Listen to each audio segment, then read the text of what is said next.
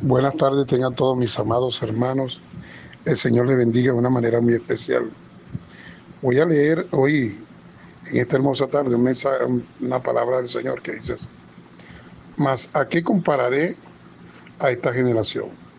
Se parece a los muchachos que se sientan en las plazas, dan voces a sus compañeros y diciéndole: le tocamos flauta y no bailaste. Cantamos canciones de llanto, de dolor, de tristeza, y no se lamentaron, porque vino Juan, que no comía ni bebía, y dicen: demonio tiene. Viene el Hijo del Hombre, que come y bebe, y dicen: he aquí un hombre comilón y bebedor de vino, amigo de publicanos y de pecadores. Pero la sabiduría es justificada por sus hijos. Yo quisiera considerar hoy el tema de que nosotros tenemos que valorar la palabra del Señor, pero también valorar aquellos a quienes Dios envía, a sus enviados, a sus profetas, a sus ministros, porque no se puede valorar la palabra de Dios y menospreciar a los ungidos, menospreciar a los enviados del Señor. Nosotros sabemos que la palabra de Dios es poderosa en sí misma, tiene poder creativo, tiene un poder transformador, poder direccional, purificativo. Y entre otras cosas, nosotros sabemos que la palabra es como fuego, es como un martillo que quebranta la roca. La palabra es salud, es medicina para los huesos. La palabra es luz en medio de la oscuridad, es lámpara que ilumina nuestro camino. Pero a pesar de que ella sea como una espada que penetra hasta los huesos, que penetra los tuétanos, que discierne los pensamientos de los hombres, sin embargo, hay personas a quienes no le importa escuchar la palabra, la rechazan, les estorba. Otros la ignoran voluntariamente, mientras que algunos, deciden rebelarse contra ella. Cuando nosotros vemos que la palabra en sí tiene poder, y sin embargo la gente, a pesar de eso, la rechaza, trae para ellos mismos miseria, trae ruina, trae toda clase de circunstancias adversas sobre sus vidas. Un ejemplo de eso lo vemos nosotros en el libro de Jeremías, cuando Jeremías exhorta a la gente de su tiempo, ya que ellos no quisieron escuchar la palabra de Dios. Y eso está en el capítulo 7 del libro de Jeremías. Y cuando él los exhorta, ellos no quisieron escuchar la palabra de Dios. Dios les envió profetas, les envió predicadores, les envía mensajes una y otra vez, pero ellos se rebelaron contra la palabra de Dios. Ellos no quisieron escuchar a Dios, ellos no quisieron oír de ningún modo la palabra de Dios. Y dice allí que ellos fueron hacia atrás en lugar de ir hacia adelante. Eso da a entender que nosotros tenemos que valorar la palabra del Señor. El texto que tomamos como base habla de dos personajes importantísimos. Habla nada más y nada menos que de Juan el Bautista, que Cristo mismo dijo que de los hijos nacidos de mujer, nadie como él. Y nada más y nada menos de Jesucristo, el Dios vivo hecho carne.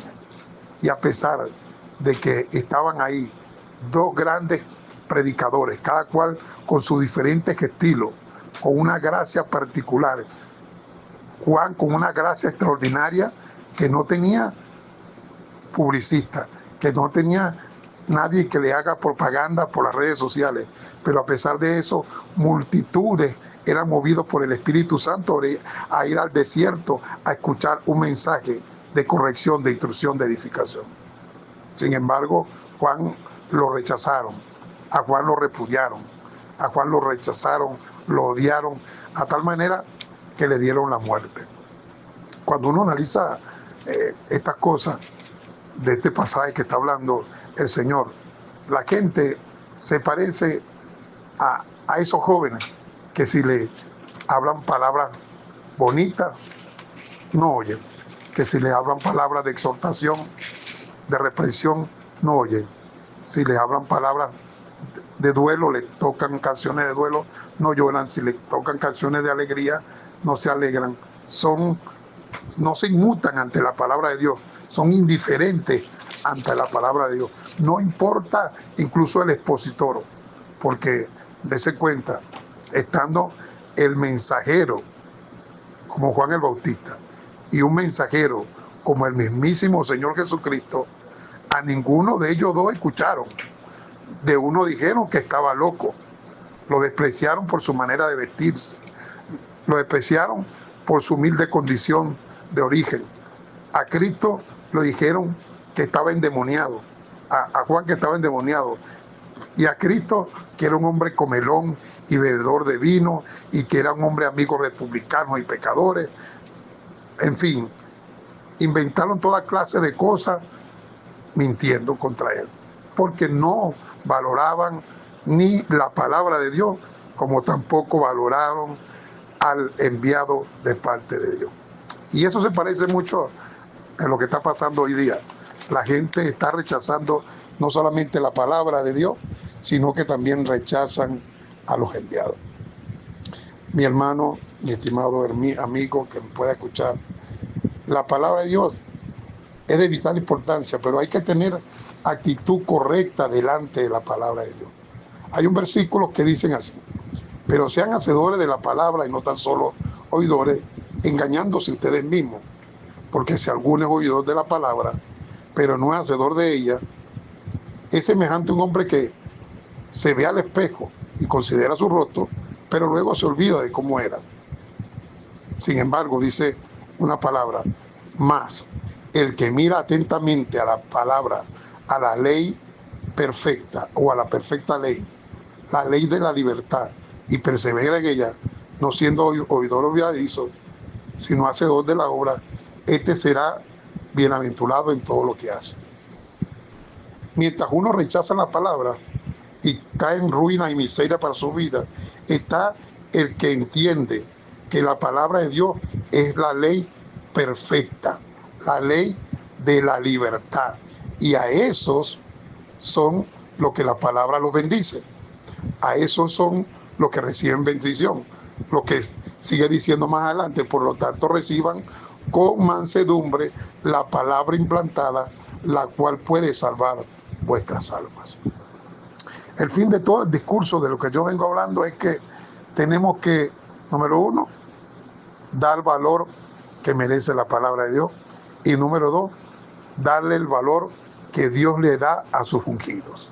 No menosprecie a mis ungidos, no menosprecie al que habla, no menosprecie al instrumento, porque Dios tiene una palabra a través de este instrumento. Ni siquiera el mismo Jesús, siendo el Mesías, menospreció la asignación que tenía alguien que era menor que él, como Juan el Bautista. Por el contrario, dijo: este es de quien está escrito, enviaré mi mensajero delante de mí, él va a prepararme el camino. Le dio la posición, le dio el lugar, le dio la honra, y dijo: ¿ustedes a quién vinieron a ver? A un profeta. Le dijo: ustedes han visto, ellos están viendo a alguien más que un profeta. Le dice: es más, si ustedes quieren entender, este es el Elías que había de venir. Cristo reconoció el valor de su ministro, reconoció el valor de su ministro agregado, del ministro subalterno al nombre de Cristo Gloria. Hoy día mucha gente no respeta ni valora los ministerios de otros hermanos. Se respetan a sí mismos, aceptan sus ministerios, valoran el ministerio que Dios le ha dado, sin embargo no respetan ni valoran los ministerios de los demás. Y tristemente, si alguien no valora los ministerios de los demás, se estanca, deja de crecer. La Biblia dice en el Nuevo Testamento que el apóstol Pablo dice así: las promesas de Dios son sí y son amén, en Cristo Jesús, en Él, a través de nosotros. Es decir, que en Cristo Jesús las promesas se cumplen, pero mediante los ministros que Dios ha establecido. Por ejemplo, hay diversidad de ministerios, hay diversidad de dones.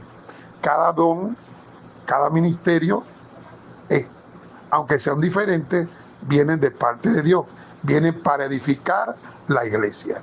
Y si yo menosprecio al ministro, voy a menospreciar el ministerio, voy a menospreciar los dones que ese ministro y ese ministerio traen para beneficio mío, entonces dejo de recibir lo que Dios tiene preparado para mí a través de ese vaso, a través de ese ministerio, a través de ese siervo, esa sierva. Pues eso es lo que está ocurriendo hoy día.